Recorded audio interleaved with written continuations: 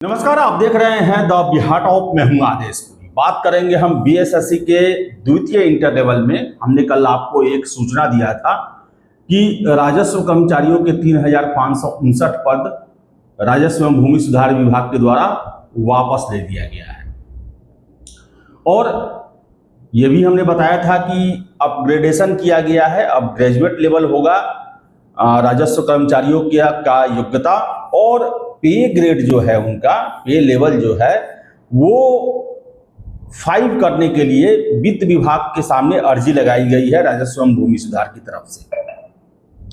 अब ऐसे में प्रश्न उठ रहा है कि ऑलरेडी नोटिफिकेशन आ चुका है और बीच में नियम बदले जाएंगे, तो ये सुप्रीम कोर्ट का सीधे सीधी गाइडलाइन है कि आप बीच में नियम नहीं बदल सकते।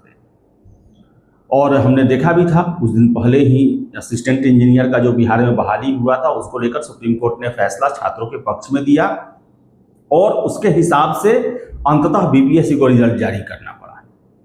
तो क्या द्वितीय इंटर लेवल में भी जो बीच में नियम बदले जा रहे हैं, क्या इससे प्रभावित होगा परीक्षा?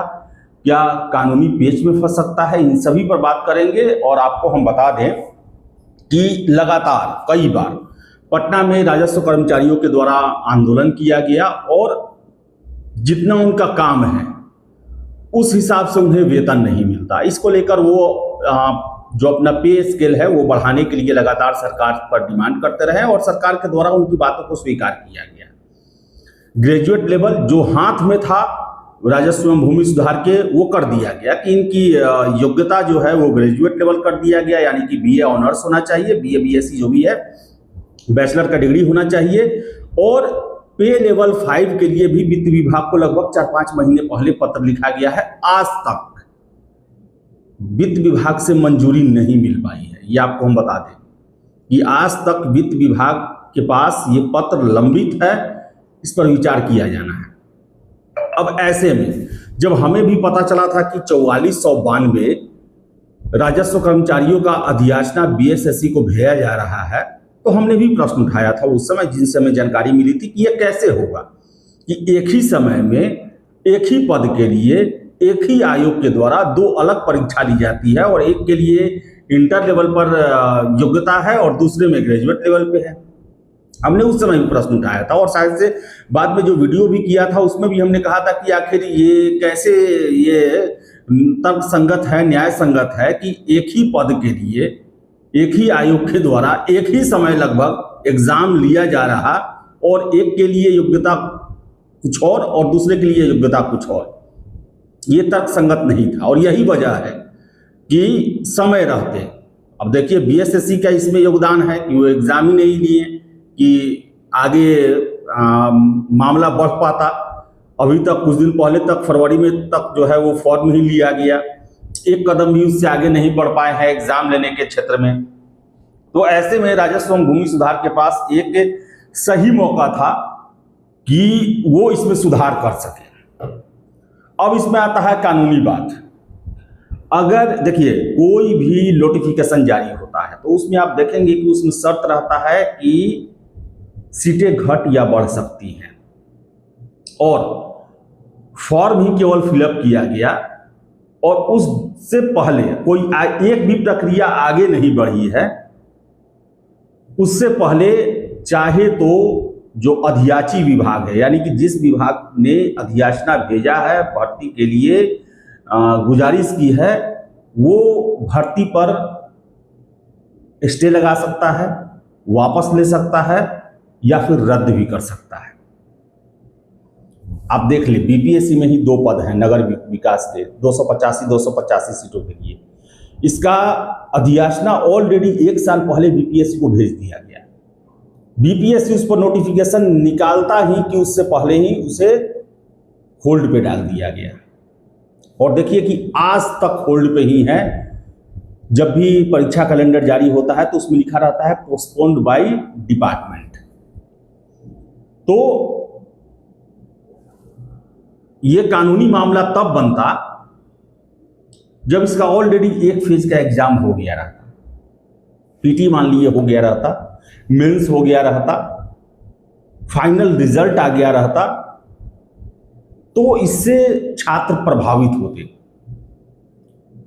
और सिर्फ इसी पद के लिए अगर ये एग्जाम होता और तब विभाग के द्वारा इसे वापस ले लिया जाता तो भी कानूनी आधार बन सकता था, मजबूत ना सही लेकिन बन सकता था।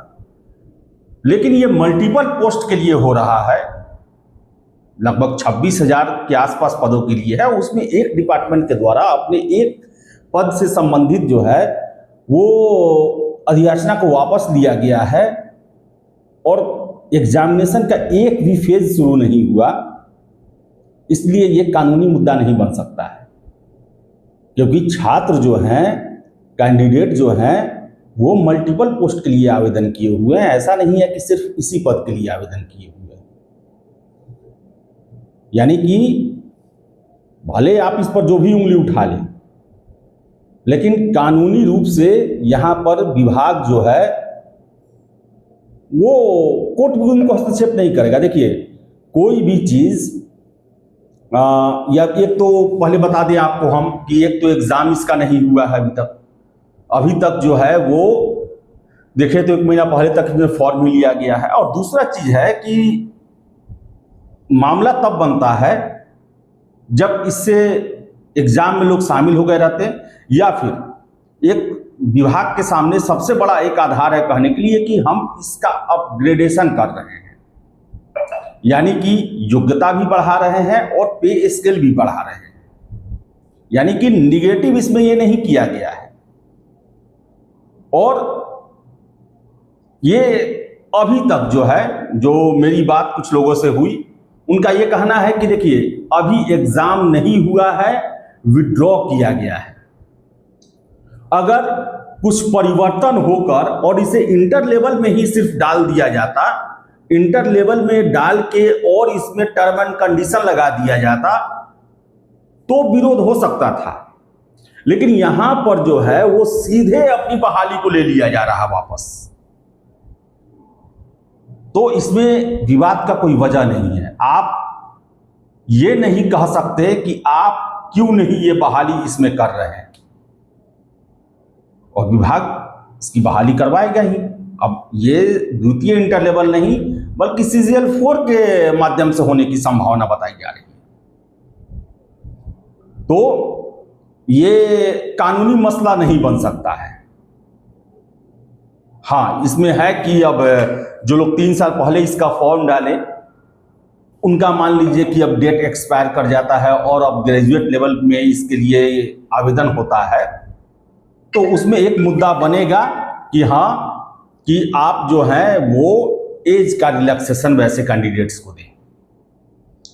लेकिन ये भी उतना प्रभावी नहीं रहेगा, क्योंकि इंटर लेवल एग्जाम जो है सिर्फ और सिर्फ इसी के भर्ती के लिए नहीं हो रहा, उसमें अन्य सेवाएं भी है, 24,000 अन्य पोस्ट भी हैं।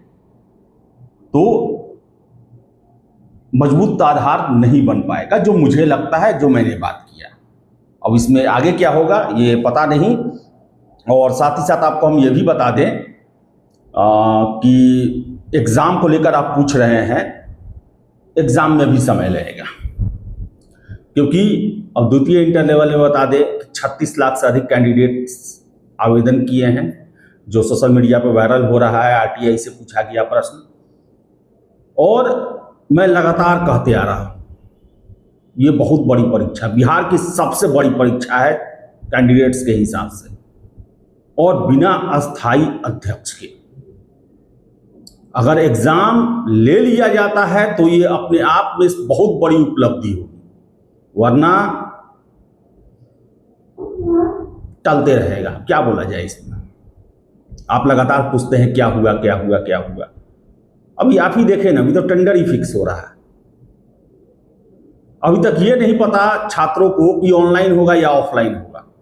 मैं गया था ऑफिस में, मुझे कहा गया कि नहीं ऑफलाइन दोनों एग्जाम होगा, फिर बीच में उठता है कि नहीं ऑनलाइन लिया जाएगा। अब पता नहीं, जो भी करना है वो तो देखिए आप ही, इतना दिन हो गया, 3 साल होने जा रहा है, एग्जाम तो छोड़िए किस मोड में एग्जाम होगा यह भी बताने की स्थिति में BSSC नहीं है।